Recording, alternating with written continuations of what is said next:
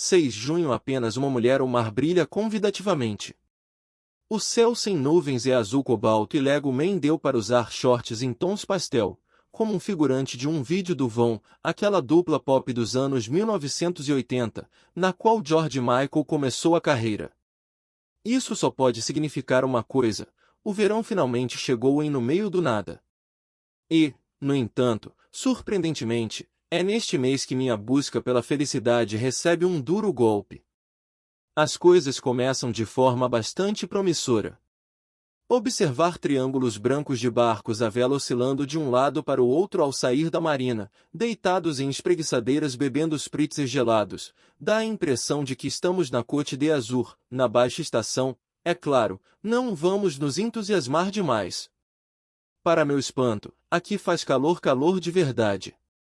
Como se a falta de poluição, ou de qualquer tipo de drama ou excitação, permita que o sol brilhe com mais intensidade. A Terra irradia calor e toda a Jutlândia parece ser vista através de um filtro do Instagram. Nós somos obrigados a comprar uma barraca para não nos queimarmos no jardim, mas notamos que os dinamarqueses sedentos de sol ao nosso redor preferem passar bronzeador no corpo e se expor até suas peles ficarem curtidas como couro. Viver à beira-mar de repente não parece mais algo triste e adquire uma alegre sensação de férias. Nós acordamos todas as manhãs e calculamos imediatamente quantas horas faltam até podermos ir brincar na praia. E como estamos bem ao norte e fica claro até às 11 da noite, há umas boas 7 horas de sol no fim de um dia de trabalho. Nossa cidadezinha calma à beira-mar agora está agitada com banhistas, churrasqueiros, canoeiros e marinheiros aproveitando um segundo turno de lazer depois de um dia não muito duro no escritório. Não tendo nunca me recuperado da vergonha de ter sido repreendido oficialmente por tentar cozinhar hambúrgueres numa bandeja de alumínio descartável num parque em Londres, num verão, não consigo me acostumar com o fato de que acender o fogo em qualquer lugar que você queira pareça ser perfeitamente normal aqui. Não só isso, mas a Comune, a prefeitura local, instalou mesas de piquenique, um gazebo e um depósito de lenha para ajudar o cidadão.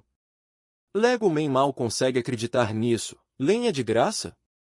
Não admira que os dinamarqueses sejam felizes, e não posso deixar de concordar que, quando se trata de gozar a vida, o esperto povo da Jutlândia parece ter tudo arranjado. 5 amigas da época da escola vêm se hospedar comigo e me deixo banhar pela familiaridade e pela dose concentrada de estrogênio que elas trazem. Nós falamos rápido, bom, pelo menos, não na velocidade que tenho adotado aqui, pronunciando devagar cada palavra para tentar ser entendida. Colocamos umas às outras a par das novidades. Comemos snegres. Tiramos fotos em grupo na fonte do cavalo pornográfico na grande cidade. E nos divertimos um bocado. 2 delas têm filhos pequenos, então há uma sessão diária de Skype antes da hora de ir para a cama das crianças, me fazendo lembrar do quanto também quero essa vida para mim. Adoro ser madrinha de 2 crianças incrivelmente fofas, e estou bem contente em ser uma tia especial, sem o parentesco das outras, mas não é a mesma coisa. Ainda tenho que engolir o nó na garganta que surge às vezes quando penso nisso. Mas estou realmente feliz em ter minhas amigas comigo por um tempo e, quando elas vão embora, me sinto animada, revigorada e pronta para passar mais um mês, ou 6, vivendo como uma dinamarquesa. A noite do solstício de verão é a grande festa deste mês, embora, de um jeito meio confuso, os dinamarqueses a transfiram para o dia 23, em vez do dia 21 de junho, para marcar a Sankt Hans Eve, a noite anterior ao dia de São João Batista. A festa é comemorada com uma grande fogueira que os dinamarqueses começam a construir um mês antes, de modo que na terceira semana de junho, a zona rural da Dinamarca está pontilhada de grandes montanhas de gravetos. Lego Man, o cão e eu caminhamos pela praia, enfiando nossos dedos e patas na areia a caminho da nossa primeira festa de Sankt Hans. O ar cheira a fumaça e linguiças, e o cão, que vive para farejar e comer, está no paraíso. Os nativos estão todos do lado de fora e avisto os senhores barbados número 1, 2 e 3. Digo ei ao passar por eles, e milagrosamente, eles acenam em resposta. Eles falam conosco. Vimos que vocês agora estão fazendo tudo certo com a reciclagem, comenta Sr. Barbado número 1. Mas o seu cachorro ainda parece muito descontrolado, avisa Sr. Barbado número 2, acendendo um cachimbo de Popeye e soltando uma baforada de fumaça. Agradeço os comentários e seguimos em frente, não com muita facilidade, já que o cão parece ter ficado hipnotizado pelo fogo, como os homens das cavernas.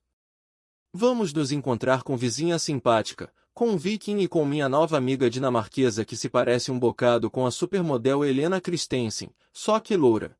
E ainda por cima, é simpática, eu sei, a vida não é justa.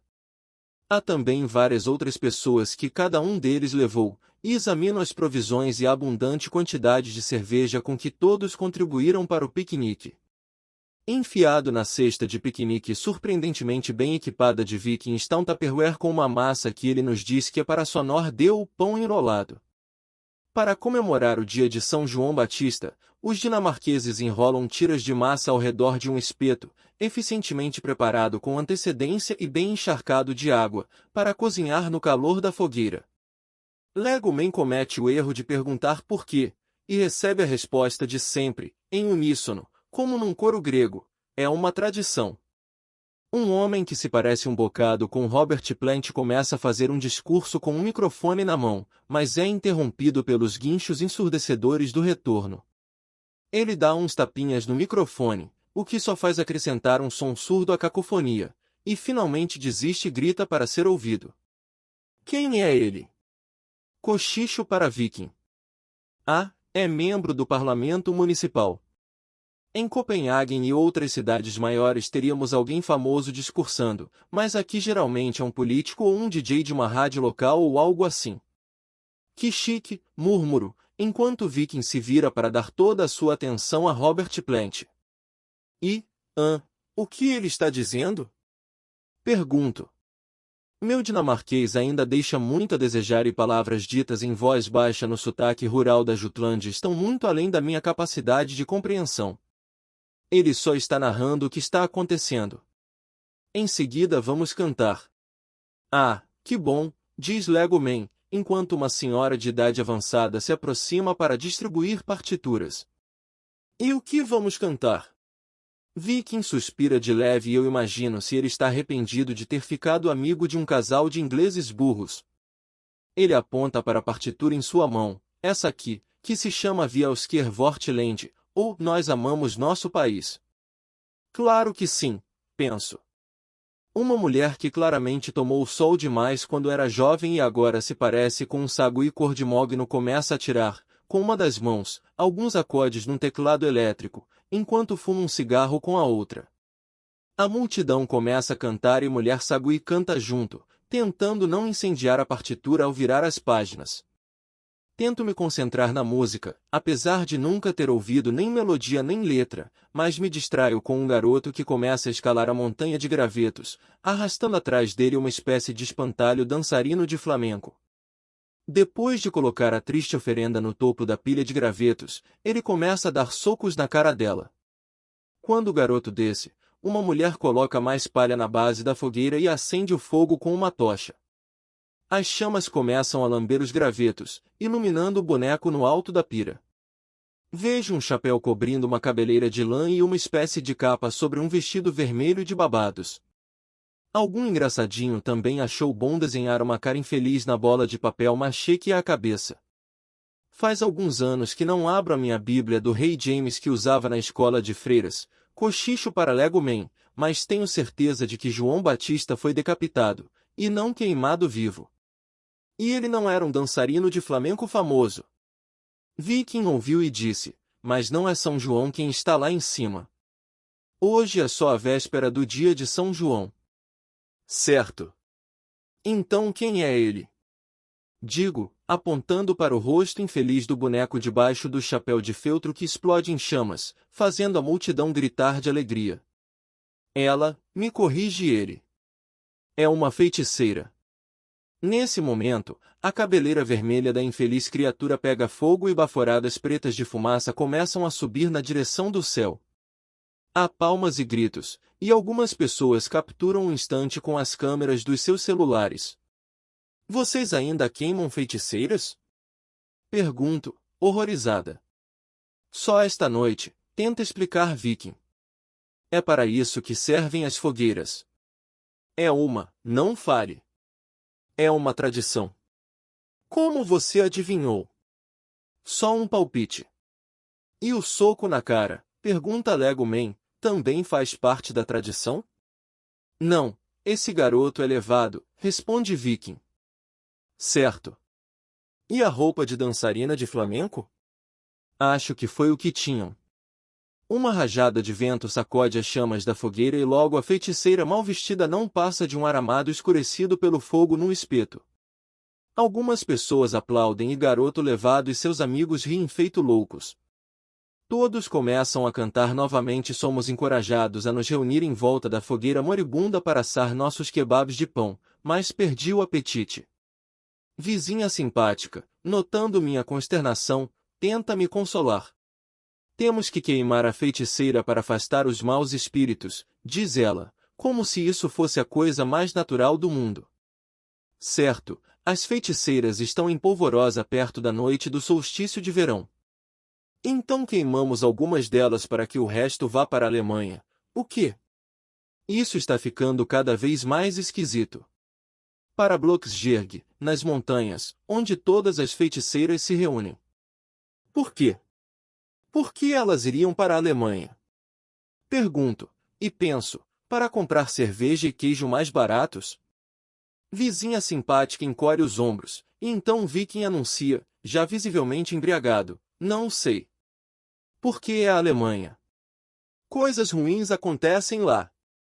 Parece que essa é a melhor explicação que eles podem oferecer para uma certa xenofobia em relação ao vizinho poderoso ao sul. Nesse ponto, começo a receber de Viking uma aula semi-embriagada de história na beira do mar. Ele estudou o assunto na universidade, mas vizinha simpática e Helena o corrigem de vez em quando, com medo de que fiquemos com uma impressão inteiramente distorcida do país deles. Fico sabendo que a queima das feiticeiras na Dinamarca começou no século XVI, quando a igreja tinha grande prazer em julgar e condenar mulheres à morte na fogueira. A prática terminou oficialmente em 1693, quando Anne Palles, de 74 anos, foi queimada por ter enfeitiçado um oficial de justiça, causado a morte súbita de uma mulher com quem o marido dela tinha dançado e sido responsável pela colheita fraca numa fazenda na qual ela tinha feito xixi uma vez. É mesmo?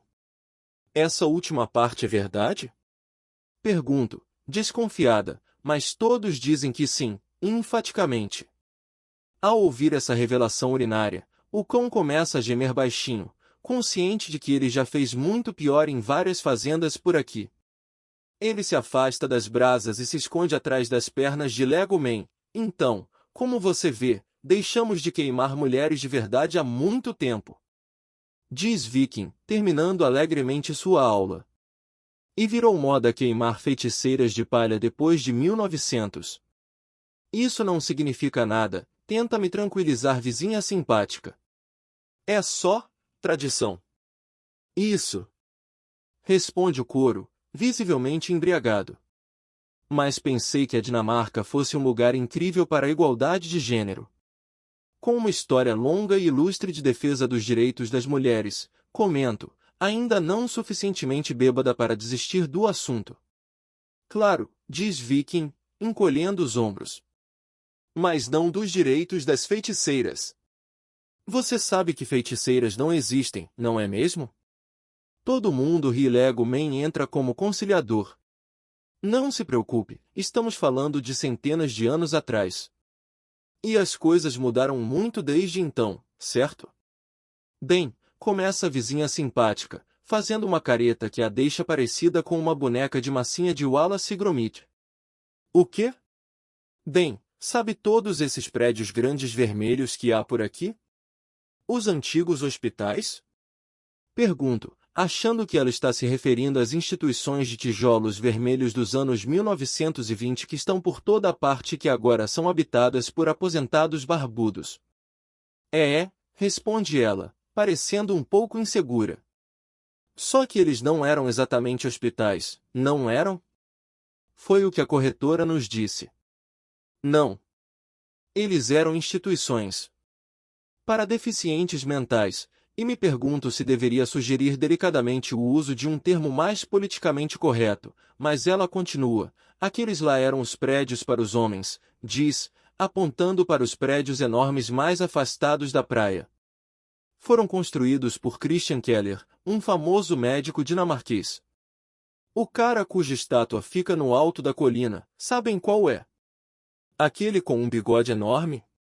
Ele mesmo. Mas as mulheres, ela respira fundo. Bem, vocês já repararam numa ilha no caminho de Funen para Zeeland? Funen é a ilha a leste na península de Jutlândia, e a Zelândia, a que está ainda mais a leste, e onde fica Copenhagen, como descrevo para familiares e amigos, onde está a diversão. Mesmo com meu péssimo senso de direção, sei do que vizinha simpática está falando. Isso é curioso. Sei, sim. Nós já passamos por ela algumas vezes. Por quê? Bem, o nome daquela ilha é Sprog, para onde as mulheres deficientes eram mandadas. Só que nem sempre havia algo de errado com elas. Fico sabendo que Sprog era usada para o confinamento de mulheres consideradas patologicamente promíscuas, moralmente retardadas, sexualmente frívolas ou acusadas de L-Sagtig, comportamento indecente. A instituição fundada por Christian Keller em 1923 era essencialmente uma prisão para mulheres que faziam sexo sem serem casadas, que tinham amantes ou um filho fora do casamento. Não que trancá-las numa ilha só de mulheres evitasse necessariamente outras travessuras.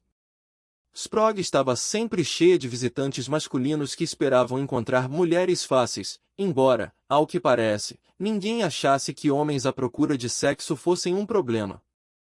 E quando esse lugar fechou? Ah, nos anos 1960. Fico chocada. Sei que isso não é exclusividade da Dinamarca. O Asilo Magdalene em Londres ficou ativo até 1966, e a última lavanderia Magdalene, na Irlanda, só fechou nos anos 1990. As duas instituições abrigavam mulheres perdidas. Mas na Dinamarca? Eu tinha achado que os dinamarqueses haviam evoluído mais cedo, que as coisas eram um pouco mais iguais por aqui. Percebo que não sei tanto quanto pensei que soubesse sobre o que é ser mulher na Dinamarca. A festa continua até o sol finalmente se pôr às 11 da noite e a lua aparecer, brilhando tão forte que parece ser meio-dia. Nós subimos a colina até nossa casa logo depois e olho para baixo, para os restos da fogueira, brilhando e se juntando a dezenas de outras ao longo da costa, como um colar de pérolas. Naquela noite, sou atormentada por sonhos de mulheres semicarbonizadas em fogueiras, que saem em direção à Alemanha, até que acordo às 3 da manhã com um raio de sol que atravessou uma fresta da nossa cortina e agora está queimando minhas retinas. O solstício de verão, no estilo dinamarquês, significa apenas 4 horas de escuridão por dia, e embora essas longas noites de verão sejam bem-vindas, eu poderia passar sem esse despertar prematuro, acompanhado do coro do alvorecer. Protegendo os olhos e praguejando, passo a mão por cima da mesinha de cabeceira à procura da máscara que ganhei no avião e que passei a usar de manhã cedo. Eu a coloco, ajeito o travesseiro e tento dormir de novo, mas agora o meu cérebro já despertou e, em vez de voltar a dormir, fico ali deitada, pensando em todo tipo de coisa. Sou boa nisso. Por que os pássaros acordam tão cedo? Quando o sol se põe aqui no verão eles devem estar exaustos, ou será que não? Qual a melhor loja para comprar sutiãs aqui? Quem foi que decidiu que depilação era uma boa ideia? Quando foi que as mulheres começaram a votar na Dinamarca? E, por fim, a pergunta mais importante. E se nascer mulher na mundialmente famosa progressista Escandinávia não for melhor do que nascer em outro lugar qualquer? Ao perceber que não tenho respostas para essas perguntas, faço planos de descobrir. Aarhus, a segunda maior cidade da Dinamarca, abriga um dos poucos museus de história das mulheres do mundo. Embora não esteja no nível dos museus do Instituto Smithsonian, ele ostenta um conjunto interessante de artefatos e de material de arquivo, traçando a vida daquelas que nasceram com 2 cromossomos X ao longo dos séculos. Naquela sufocante manhã de segunda-feira, Vou até a grande cidade no meu tomate móvel sem ar-condicionado, na esperança de me tranquilizar a respeito do destino das mulheres na Dinamarca. Uma senhora prestativa, de óculos de aro de tartaruga, me acompanha numa visita à coleção empoeirada do museu e me faz um rápido relato histórico da mulher nórdica. Fico sabendo que as mulheres foram admitidas nas universidades dinamarquesas em 1875, e que os países escandinavos foram os primeiros em termos de sufrágio universal de mulheres, com a Finlândia dando o pontapé inicial em 1906, seguida da Noruega em 1913, Dinamarca e Islândia em 1915, e Suécia em 1919. Na Dinamarca, Suécia e Noruega, os partidos políticos estabeleceram cotas de gênero voluntariamente nos anos 1970, encorajando tantas mulheres a entrarem na política que as cotas foram, desde então, abandonadas na Dinamarca porque não havia mais necessidade de nenhum estímulo. No momento em que estou escrevendo este livro, as mulheres representam mais de 40% do parlamento dinamarquês, bem como lideram ambos os partidos da coalizão. Também descubro que os dinamarqueses sempre foram progressistas quanto aos direitos das mulheres, legalizando o aborto em 1973 e a igualdade salarial em 1976. Como aprendi em fevereiro, na Dinamarca as políticas públicas visam a tornar o emprego acessível a todos, incluindo licenças maternidade e paternidade generosas. Aqui as famílias têm fantásticas 52 semanas de licença para dividir quando têm um bebê. As mães geralmente tiram 4 dessas 52 antes do parto e, pelo menos, 14 semanas depois. Isso parece bastante sensato, já que ter um tempo decente de licença maternidade torna as crianças mais saudáveis e diminui as taxas de depressão pós-parto, segundo pesquisa do Instituto Nacional de Pesquisa Econômica nos Estados Unidos. Os homens também tiram 15 dias de licença assim que o bebê nasce, e o restante do tempo de licença é dividido entre os pais do jeito que desejarem. Como a maioria dos homens tira licença paternidade na Dinamarca, eles costumam criar vínculo mais rapidamente com seus filhos e também aprendem a fazer todas as coisas que, tradicionalmente, são feitas pelas mães. O próximo passo é conseguir a obrigatoriedade de um tempo maior de licença paternidade.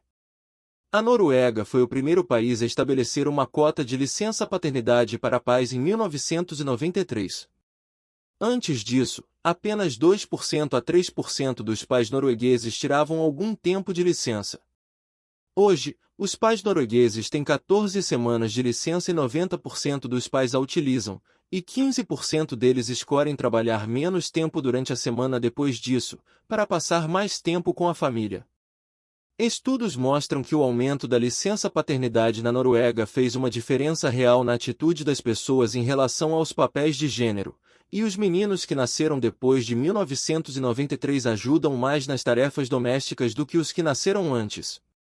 Na Suécia, os pais tiram 2 meses de licença paternidade, recebendo 80% do salário. Se algum dia nós tivermos um filho, não posso deixar de pensar, a Escandinávia seria um ótimo lugar para isso. Há também um subsídio estatal, pago diretamente a qualquer mãe que tenha filhos menores de 18 anos, não importa qual seja a renda dela, bem como benefícios concedidos a pais solteiros e a filhos de viúvos ou viúvas. Depois que têm filhos, 78% das mães dinamarquesas voltam ao trabalho, uma taxa bem mais alta do que a média geral de 66% da OCDE. Isso porque o governo subsidia o cuidado das crianças e o famoso equilíbrio entre vida pessoal e profissional na Dinamarca torna mais fácil administrar carreira e vida familiar aqui do que em outros lugares. O que tem sido definido tradicionalmente como sendo trabalho da mulher é tão valorizado aqui quanto o que tem sido tradicionalmente definido como sendo trabalho do homem, e ambos os sexos fazem um pouco de cada. Poder ir e vir durante o dia, o lado bom de ser freelancer, é sempre um exercício antropológico interessante, e na Dinamarca vejo mais homens pela rua do que via na Inglaterra. Isso não acontece porque eu esteja procurando especificamente por eles, que fique bem claro, mas porque eles estão lá, geralmente com uma pessoinha junto.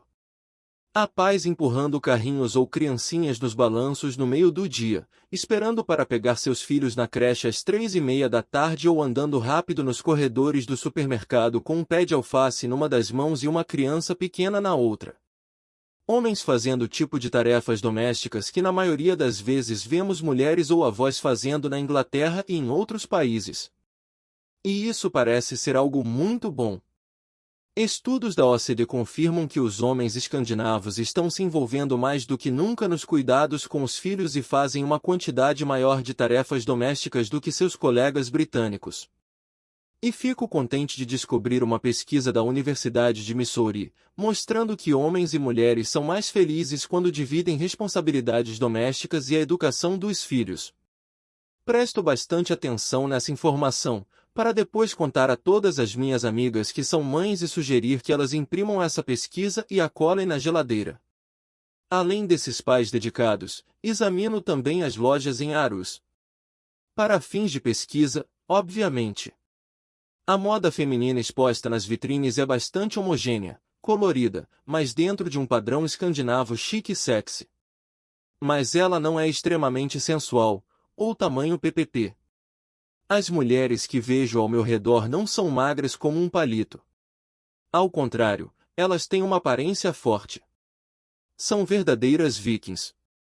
Na padaria perto da minha casa, em outras palavras, no meu segundo lar, um raro turista americano que passou por lá recentemente disse para a moça atrás do balcão: "Você parece uma mulher viking."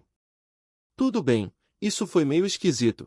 Mas se alguém tivesse dito isso para mim na Inglaterra, eu teria achado que a pessoa estava me chamando de gorda. E até de masculinizada. E isso seria visto como algo ruim.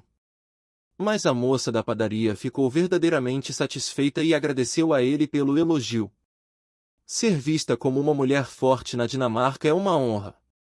Até mesmo na capital, Copenhague, onde a moda é importante. Não vi ninguém com aquela aparência de heroína chique, esquálida, angulosa e pálida, com que me acostumei em Londres, nem com o físico sarado das nova-iorquinas. Ser magra demais não é considerado particularmente desejável na Dinamarca. Aqui as mulheres comem. Passo por crianças na rua cujo gênero é quase indistinguível, sem as roupas com as cores convencionais. Isso me lembra que o último catálogo da maior cadeia de lojas de brinquedos da cidade deixou de lado as convenções sociais e mostrou meninos brincando com Barbies e meninas brincando com trenzinhos na capa. As crianças podem escolher o que querem aqui, não importa seu gênero. Sentindo-me de novo segura de que a Dinamarca é um bom lugar para ser mulher, mas querendo saber mais a respeito disso, converso com Helena C., mãe americana a respeito do assunto, convidando-as para um café e um snegre, naturalmente, no dia seguinte. Estou preparada para encarar uma conversa meio morna a respeito da Irmandade em defesa das mulheres da minha nova pátria espiritual, e as coisas começam de forma bastante positiva. Mãe americana fala sobre as oportunidades que existem na Dinamarca para as mulheres que querem ter filhos mas também querem uma carreira, e me diz que quando teve o primeiro filho nos Estados Unidos, todos acharam que ela tinha muita sorte de conseguir 3 meses de licença, não remunerada. Ter meu segundo filho na Dinamarca foi um sonho em comparação com a minha primeira experiência nos Estados Unidos, afirma ela. Fiquei de licença 1 ano e, nesse ano, fui promovida no trabalho. Helena C. me diz que meninos e meninas são tratados de forma igual e têm as mesmas oportunidades na escola, e mãe americana admite que não se vêem muitas meninas cheias de frescura por aqui.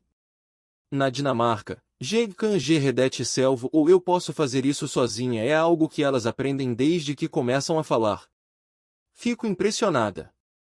Mas então a conversa toma um rumo menos incrível. Portanto, sim, tudo isso é muito bom para mães e filhos, mas você devia ouvir algumas das piadas que se contam sobre mulheres. Bom, pelo menos lá no meu escritório, diz mãe americana. Por exemplo? Deixe eu escolher um bom exemplo, responde ela. Ontem um cara do meu departamento fez uma piada sobre mulheres no volante numa grande apresentação que fizemos para clientes. Esse tipo de piada não seria permitido nos locais de trabalho nos Estados Unidos. Tudo bem, lá as mulheres ainda não recebem tanto quanto os homens para fazer o mesmo trabalho. Aqui você pode estar certa de que vai receber o mesmo salário de um homem no mesmo cargo, mas é como se os dinamarqueses pensassem: bem, já resolvemos a questão importante, então que mal faz uma piadinha. Helena C. concorda com essa avaliação dos seus compatriotas e me fala da versão dinamarquesa de um programa de TV da BBC em que mulheres nuas ficam paradas, em silêncio, diante de homens inteiramente vestidos que dissecam verbalmente os corpos delas. Eles falam sobre tudo, desde os pelos pubianos até as cicatrizes de cesárea, me conta ela. Que legal! O apresentador do programa é Thomas Blachan, que também é um dos jurados na versão dinamarquesa de The X Factor. Ele justificou seu programa de mulheres nuas para a imprensa dinamarquesa na época como sendo um serviço cultural para fazer os homens falarem sobre a estética do corpo feminino sem permitir que a conversa se tornasse pornográfica ou politicamente correta.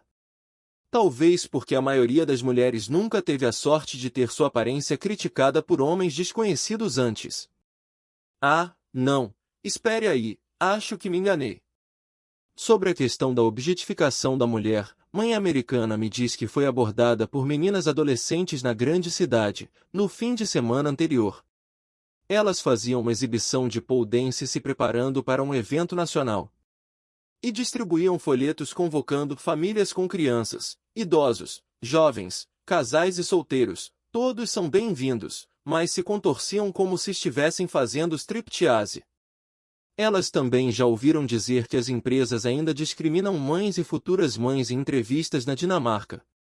Não é raro que os entrevistadores perguntem a idade de uma candidata, seu estado civil, e se ela tem filhos ou não, ou pretendem ter. O ato de tratamento igual diz que não deve haver nenhuma discriminação baseada em gênero, e se um candidato a emprego ou um empregado se sentir injustamente tratado, cabe ao empregador provar que não houve discriminação. Mas alguns sindicatos para os quais telefono para fazer uma matéria para um jornal inglês me dizem que mulheres dinamarquesas que estejam grávidas ou de licença maternidade têm sido regularmente demitidas por seus empregadores, e algumas, inclusive, não foram contratadas com base na chance remota de que elas poderiam ter filhos no futuro.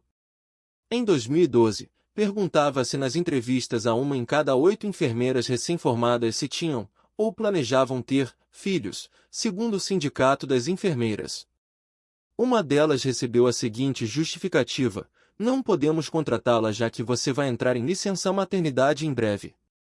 O Sindicato de Trabalhadores do Comércio e Serviços informou que 17% das mulheres afiliadas foram questionadas sobre planos de ter filhos em entrevistas de emprego, e para as advogadas, o cenário ainda é mais sombrio. 20% delas dizem que suas carreiras sofreram reveses por causa dos filhos. Alguns sindicatos chegam a relatar casos de empresas demitindo mulheres que estavam fazendo fertilização in vitro. Estou começando a perceber que nem tudo é cor-de-rosa na minha idílica Escandinávia, e decido recrutar alguns especialistas para me ajudar a entender melhor o estado da igualdade na Dinamarca. A primeira delas é Sanne Stergaard, uma das maiores comediantes da Dinamarca e uma feminista convicta. A maioria das dinamarquesas se sente feliz por ter nascido aqui e as mulheres na Dinamarca não têm que fazer tantas concessões quanto em outros lugares do mundo, como nos Estados Unidos e na Inglaterra, diz Sanne, quando nos encontramos para um café e uma sessão de discussão de direitos civis. Mas nem tudo é perfeito. Nós não falamos muito sobre sexismo na Dinamarca, mas existe, sim, uma cultura sexista aqui. Nós precisamos reconhecer isso e não esquecer da questão, senão iremos simplesmente reproduzir esse modelo, tanto os homens como as próprias mulheres. Comento a história da pole dance e ela fala sobre os anúncios de cirurgia plástica que tem visto nos ônibus de Copenhague. Esses anúncios ficam circulando pela cidade o dia inteiro, com mulheres com os seios nus, enormes, incentivando as outras mulheres a terem seios novos. A filha de uma vizinha, que tem 9 anos, me disse no outro dia que queria ser um menino para não ter que lhe arranjar seios novos um dia. Essa foi a mensagem que ela e as amiguinhas captaram daqueles anúncios espalhados por toda a parte, que para ser mulher de verdade você precisa de seios enormes, empinados e falsos. Isso é muito triste. Algumas coisas assim têm se introduzido na cultura liberal dinamarquesa nos últimos anos, Sunny me diz. É como se as pessoas aqui admitissem que somos iguais, então todos podem ser sexistas o quanto quiserem. Como a Dinamarca foi a primeira a tratar de diversas questões de igualdade, como direitos dos gays e leis sobre aborto, acho que também estamos sendo os primeiros a sentir a reação.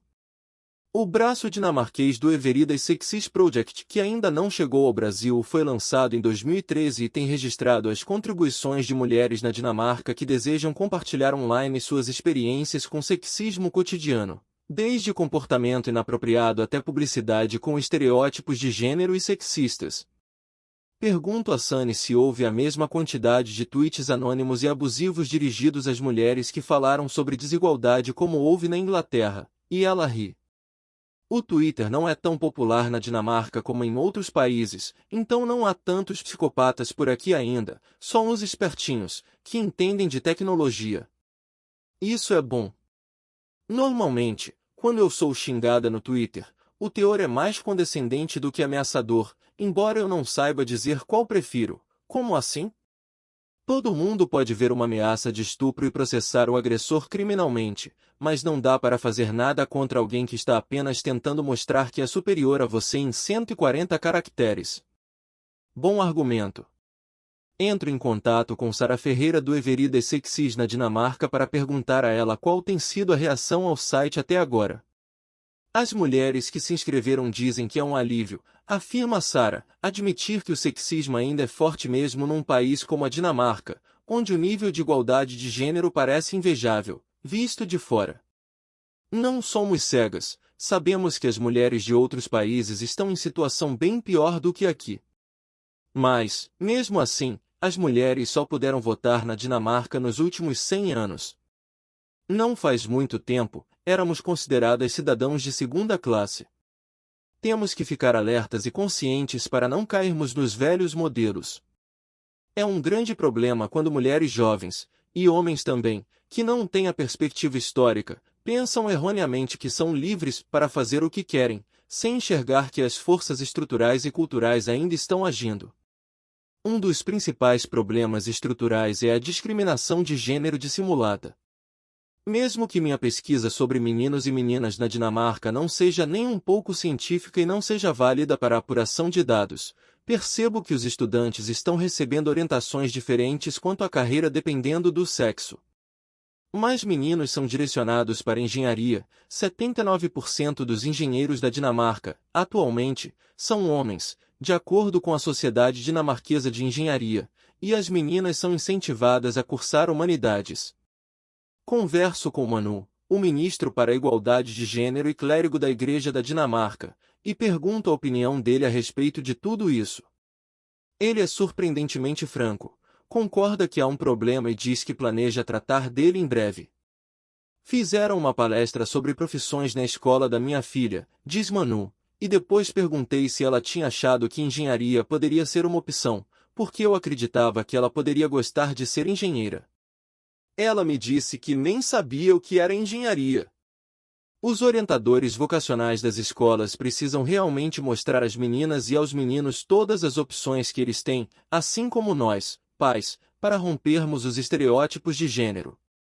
A indicação de uma mulher para o posto mais alto da política na Dinamarca ajudou nisso, Manu me diz. Helle Thorning-Schmidt foi primeira-ministra de 2011 a 2015, e chegou ao poder derrotando seus oponentes e uma imprensa bem corrosiva.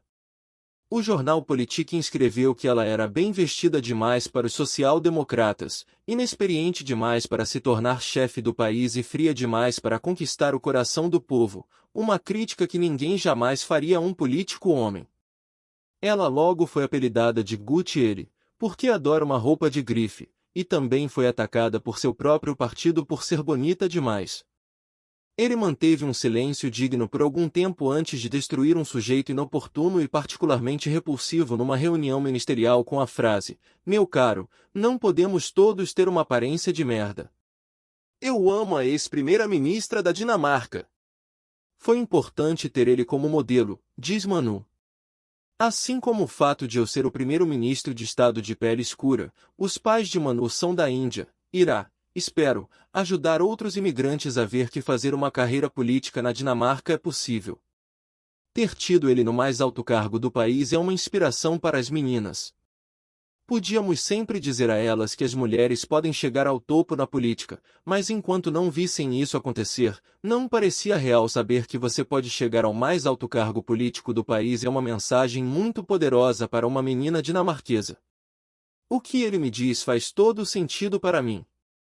Crescer como filha única de mãe solteira com Elizabeth II no trono e Margaret Thatcher como primeira-ministra me fez achar que as mulheres governavam o mundo. E me lembro que eu nem acreditei quando li sobre um primeiro-ministro num livro da biblioteca da escola, aos 10 anos, de tão certa que estava de que esse era um papel exclusivamente feminino e que não era nem permitido aos homens se candidatarem a ele.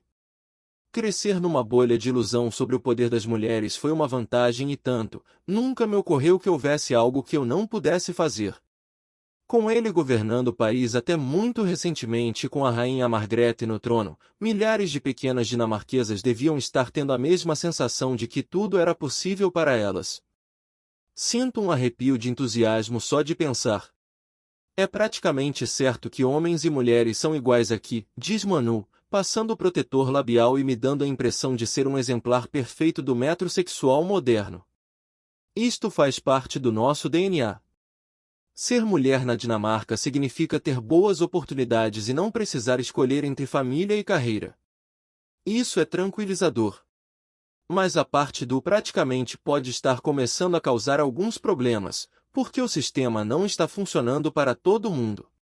Um estudo publicado em 2014 pela Agência da União Europeia que trata dos direitos fundamentais verificou que a Dinamarca estava no topo da lista quando se tratava de violência contra as mulheres, com 52% das dinamarquesas entrevistadas dizendo que tinham sido vítimas de violência física ou sexual, bem acima da média da União Europeia de, ainda horríveis, 33%. Os números do relatório são chocantes, admite Manu, quando eu toco no assunto, mas ele faz questão de destacar o fato de que os vizinhos escandinavos da Dinamarca, também elogiados por sua igualdade de gênero, tiveram um resultado igualmente elevado. Na Finlândia, 47% das mulheres disseram que já tinham sido vítimas de violência, e na Suécia foram 46%. Em comparação, a Polônia registrou a porcentagem mais baixa de mulheres vítimas de violência, 19%, e a Inglaterra, 44%. Isso pode ter algumas explicações estruturais e culturais, diz Manu. As mulheres dinamarquesas estão muito presentes no mercado de trabalho. Isso é positivo, mas também pode deixá-las mais vulneráveis. O silêncio em torno da violência contra as mulheres aqui também é muito menor do que costumava ser. A violência não é mais uma questão privada. As dinamarquesas não se calam mais. Diferentemente de países onde ainda se esconde a violência e onde ela é uma desonra para a própria mulher. Apesar da afirmação de Manu de que falar sobre violência doméstica não é mais tabu na Dinamarca, houve um silêncio conspícuo na imprensa dinamarquesa quando o relatório foi publicado. A única pessoa a se manifestar publicamente e comentar o relatório foi Karin Nelvig Larsen, do Observatório Nacional sobre a Violência contra as Mulheres da Dinamarca. Ela apareceu em quase todos os meios de comunicação importantes do país, dizendo que o relatório não estava correto e que era inútil comparar mulheres dinamarquesas liberadas com mulheres da Croácia, da Bulgária ou do sul da Europa, onde, ela sugeria, a violência pode ser considerada normal. Ligo para Karin e peço a ela para explicar isso melhor, e ela me diz, não é comum comparar dados de diferentes nações sobre a violência porque as definições mudam de país para país. A violência contra as mulheres não é tolerada de forma alguma aqui, e desde o ano 2000 tem havido campanhas contra a violência para garantir que a violência doméstica não seja vista mais como uma questão privada. Trabalhamos duro para mudar essa ideia e a percepção das pessoas, para que todos entendam que a violência é algo que não será tolerado em nenhuma circunstância. E as campanhas deram resultado. As estatísticas mostram que a violência está diminuindo. Os números do governo dinamarquês mostram que 26 mil mulheres com idades entre 16 e 74 anos relatam já terem sofrido violência de um parceiro antigo ou atual, ou seja, Houve uma queda em relação às 42.000 que fizeram esse mesmo relato no ano 2000. Mas uma rejeição tão veemente das conclusões do relatório da União Europeia ajuda mesmo as mulheres na Dinamarca? Isso não poderia permitir que os dinamarqueses se deitassem sobre seus próprios louros e pensassem, convencidos: ah, tudo bem, o problema da violência doméstica não existe realmente aqui? Não, insiste Karen. Foi importante para mim contestar esses números porque se os aceitarmos, então fica fácil demais para o resto da Europa, como a Croácia, por exemplo, dizer, bem, nem adianta elaborar um plano nacional em favor da igualdade de gênero ou para reduzir a violência doméstica porque isso não funciona nem na Dinamarca ou na Escandinávia. É pouco provável que Karen vá passar férias na Croácia por agora, mas ela pode ter razão. É perigoso usar esses dados da União Europeia, continua Karen, para, digamos, reduzir o financiamento de abrigos para mulheres vítimas de violência. Em vez disso, nós precisamos assumir a responsabilidade e lutar por melhorias. Isso é algo com que todas as mulheres com quem falo na Dinamarca concordam. Mas existe uma outra teoria a respeito do motivo pelo qual as dinamarquesas relataram níveis de violência tão altos. Sunny diz, existe muita violência em geral na Dinamarca. Isso é uma surpresa para mim, já que nunca testemunhei qualquer tipo de agressão desde que vim morar aqui. Mas Sunny explica que é porque eu não sou jovem e não saio para me divertir num sábado à noite. Os rapazes frequentemente são agredidos na noite, explica Sunny. Há muitas brigas, e se você tenta apartar uma delas, apanha também. Nós simplesmente estamos batendo mais uns dos outros. E bebemos muito. Como a ideia de que somos todos iguais realmente existe, talvez alguns homens pensem bem, talvez não seja uma coisa tão má bater numa mulher. As mulheres não são o sexo frágil na Dinamarca. Nós batemos em todo mundo. Eu mesma me meti em muitas brigas quando era jovem. As mulheres também brigam entre si. Pergunto a Viking se foi um galo de briga quando era jovem na Jutlândia e ele diz que sim, nós brigávamos muito. Claro, havia muito bebida envolvida, mas brigamos muito aqui. Então de onde vem esse impulso? Ninguém sabe ao certo, me diz Sunny. Há 20 anos é contra a lei bater nos filhos aqui, mas nós temos uma cultura muito violenta, admite ela. Nós somos vikings. Não sei se há algum estudo que mostre que nós, dinamarqueses, somos simplesmente mais violentos de uma forma geral. Acho difícil comparar a violência contra as mulheres na Dinamarca com outros países. A violência contra as mulheres é horrível, mas a violência contra os homens também é. Se a violência contra homens também é pior na Dinamarca do que em outros países, então nós precisamos trabalhar a nossa cultura viking da virilidade. Não há estudos examinando especificamente se os escandinavos são mais violentos do que o resto da Europa, ainda, mas os números do próprio governo dinamarquês sugerem que a violência contra homens não é algo raro. O relatório mais recente mostra que 8.000 homens entre 16 e 74 anos foram vítimas de violência física, um número que aumentou 25% desde 2005. De qualquer maneira, a violência é um problema de gênero, diz Sunny, porque a raiz da violência é a cultura de dominação masculina.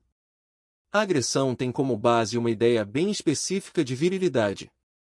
E quando essa ideia se une à ideia sexista de que o que os homens fazem é certo, infelizmente algumas mulheres vão imitar esse comportamento. Esse vislumbre do lado mais sombrio da vida na Dinamarca fez com que eu me sentisse um pouco perdida. Em vez de viver na Dinamarca, o país da igualdade, dos doces maravilhosos, do equilíbrio invejável entre vida pessoal e trabalho e de um sistema de seguridade social generoso, passei a viver na Dinamarca tão problemática quanto qualquer outro lugar do mundo e possivelmente habitada por pessoas agressivas acima da média. Já sou crescidinho o suficiente para saber que até mesmo o paraíso tem lá seus defeitos, mas esse parece ser um bem grande e não sei como lidar com ele. É como descobrir que sua simpática tia-avó é uma racista radical, ou seja, as partes boas não podem nunca compensar as más. Pergunto a Sarah como ela lida com isso, e ela relata o imenso progresso do Everyday Success Project. Um senso de comunidade e de empoderamento faz com que as mulheres se sintam mais fortes e menos sozinhas. A desigualdade estrutural e cultural ainda é um problema sério na Dinamarca, que pode apenas não ser tão óbvio quanto em outros países.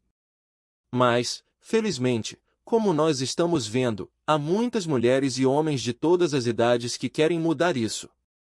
A comediante Sunny também é otimista em relação ao futuro das mulheres aqui.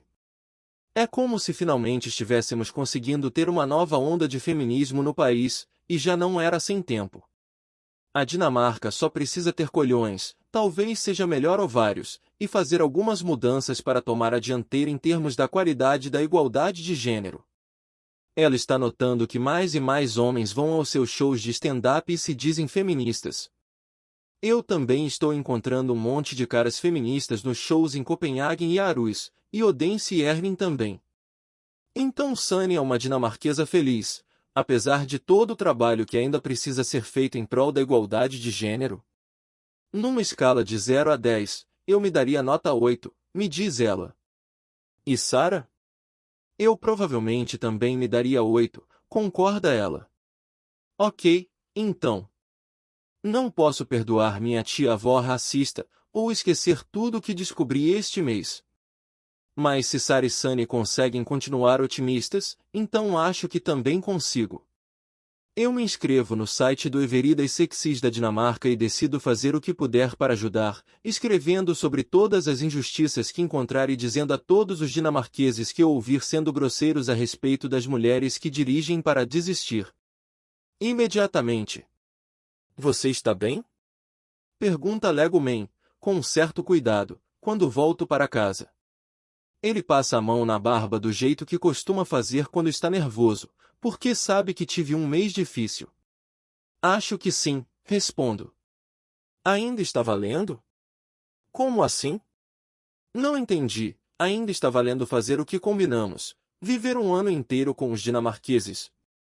Olho para ele, com aqueles olhos azul turquesa grandes arregalados e com a testa franzida, as rugas de expressão cortadas por uma cicatriz, na altura das sobrancelhas, no estilo da do Harry Potter, que ele conseguiu num acidente quando era escoteiro.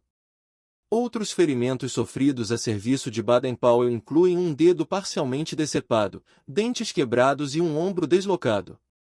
Meus pobres sogros viviam com medo de receber um telefonema da emergência do hospital dizendo: "Estamos com seu filho aqui." De novo. Estendo a mão e acaricio o braço dele, alisando aqueles pelos louros, quase brancos, como se fossem os de um gato.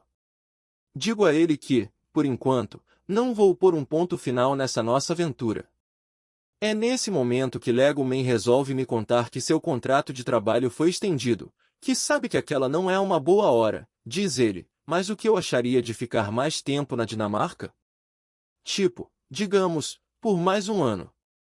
Levanto as sobrancelhas e lanço um olhar que quer dizer: você está de brincadeira comigo? Tem certeza de que vai me perguntar isso logo agora? Ele me assegura de que não precisamos decidir ainda. Que temos alguns meses para pensar no assunto. E que ele preparou algo especial para o jantar. Algo que será servido em ramekins. O que aprendi neste mês? A Dinamarca não é exatamente o paraíso em termos de igualdade de gênero que tem a fama de ser.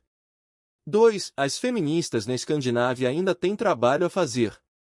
3. Mas felizmente há algumas pessoas incríveis fazendo tudo o que podem para melhorar as coisas. 4. E há leis em vigor para fazer com que seja melhor ser mulher na Dinamarca do que em muitos outros países do mundo. 5. Estou morando numa terra de doidos. Mas acho que eu já sabia disso. Asterisco para sua informação, os pássaros cantam logo cedo para defender seu território de invasores, mas cochilam bastante durante o verão na Escandinávia, para aguentar o longo dia de trabalho. Segundo pesquisa da Universidade de Western Ontario e do Instituto de Ornitologia Max Planck, respectivamente. Os antigos egípcios abriram o caminho para a depilação com cera, como nós a conhecemos, usando açúcar, uma sujeirada, não experimente, e não há nenhum lugar decente para se comprar sutiãs perto da minha casa.